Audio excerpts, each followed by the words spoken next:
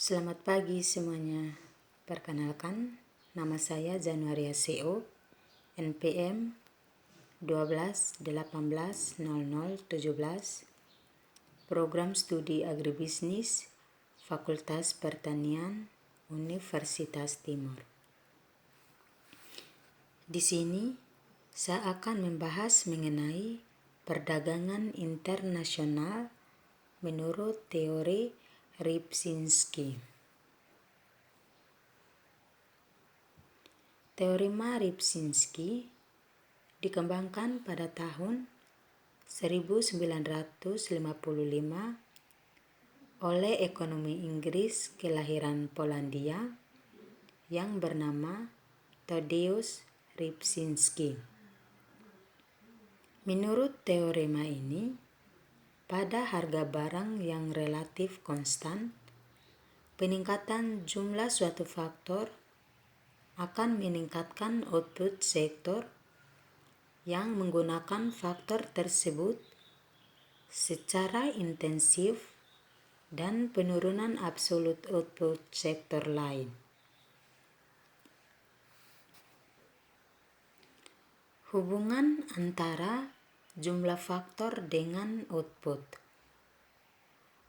Teorema Rybczynski menunjukkan bagaimana perubahan jumlah faktor yang memengaruhi output suatu sektor dalam kondisi penggunaan tenaga kerja full. Teori ini berguna untuk menganalisis pengaruh investasi modal, imigrasi, dan emigrasi dalam konteks modal Hexer-Ohlin.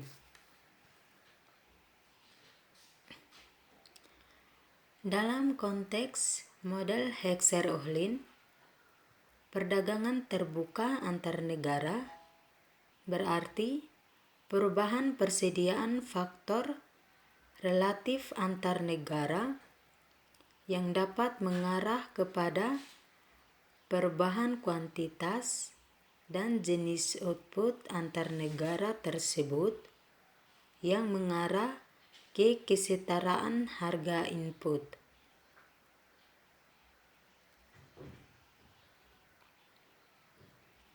Berikut ini merupakan kurva kemungkinan produksi yang menggambarkan batas buruh dalam warna merah dan batas modal dalam warna biru.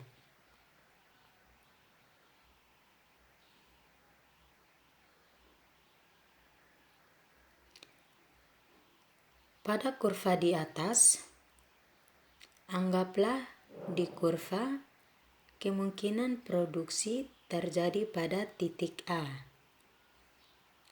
dan terjadi peningkatan dalam jumlah faktor buruh. Hal ini akan menyebabkan pergeseran pada batasan buruh ke kanan. Pada kurva, kemungkinan produksi akan bergeser ke titik B.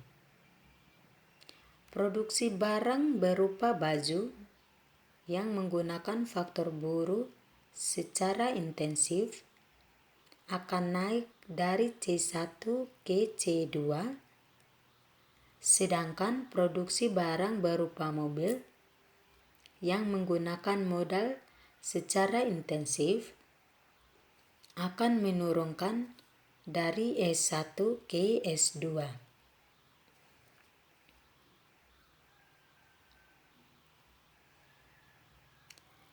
Jika jumlah modal naik, batasan modal akan bergeser keluar sehingga mengakibatkan peningkatan produksi mobil dan penurunan produksi baju. Karena batasan buruh lebih curam daripada batasan modal. Mobil adalah barang yang menggunakan modal secara intensif, sedangkan baju adalah barang yang menggunakan buruh secara intensif. Secara umum, Peningkatan jumlah faktor suatu negara akan mengakibatkan peningkatan output barang yang menggunakan faktor tersebut secara intensif, sementara output barang lain yang menggunakan faktor lain akan menurun.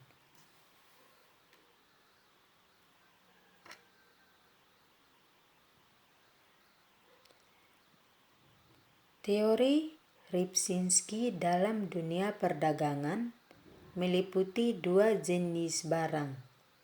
Yang pertama, pertumbuhan satu faktor produksi saja sesungguhnya mengurangi keluaran barang itu kalau harganya konstan atau tetap.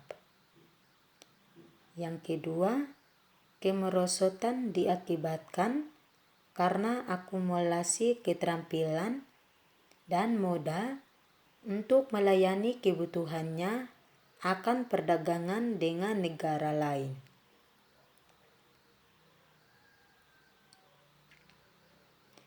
Teori Hanol membagi masyarakat dalam dua bagian. Yang pertama diuntungkan dan yang kedua dirugikan. Penyebabnya ialah pengaruh jangka pendek terhadap harga dan output, perubahan permintaan faktor, dan tanggapan harga faktor jangka panjang.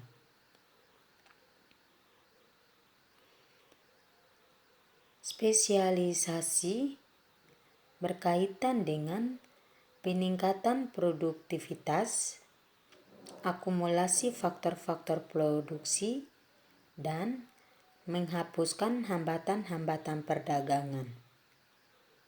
Kerugian mengakibatkan harga produk rendah di pasar dunia dan menghancurkan pertumbuhan.